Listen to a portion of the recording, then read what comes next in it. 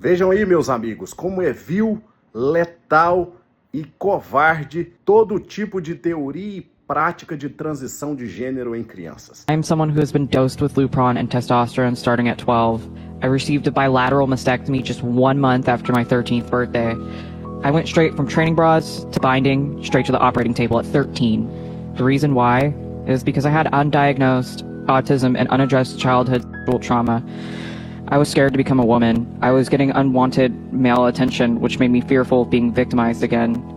I had sensory issues I didn't know how to cope with when I began menstruating and needing bras. I learned about transgenderism at 11, and I thought maybe that was the reason I was so uncomfortable.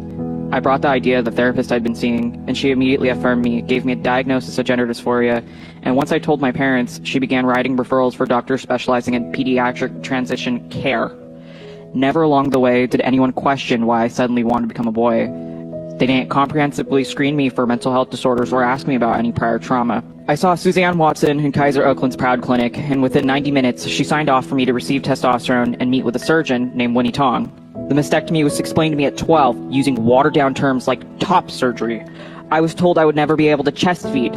I was told I might lose sensation, but to me, at 12, that equated to numbness. But today I deal with nerve pain, extreme slicing sensations, electrical zaps, and itchiness. I could scratch my skin until I bleed, but with no relief because the skin is numb and doesn't register touch. However, the nerves underneath are erratic. I'm nearing 8 years post-op this September. As you can probably all tell, my voice is permanently lowered from the testosterone I took from 12 to 17. I do have a slight Adam's apple. I can't raise my voice for long periods of time. I can't scream if I'm in danger. Mind you, I'm a pretty small person, standing at about 4'11". I still grow facial hair that I have to deal with. I have atrophy and urinary issues.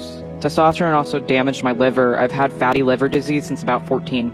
The Lupron essentially put my body in menopause. I gained weight, my psychiatric issues flared up. I experienced intense hot flashes, which made it really difficult to focus on my 7th grade homework.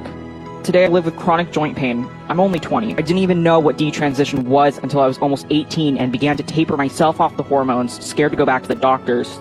Even at 18, I called member services and requested my name and gender marker be switched back. Weeks later, I received one in the mail with my male name. I'm here today to speak out against gender-affirming medical practices for minors. We are letting vulnerable children be irreversibly harmed by a medical system that affirms without asking why.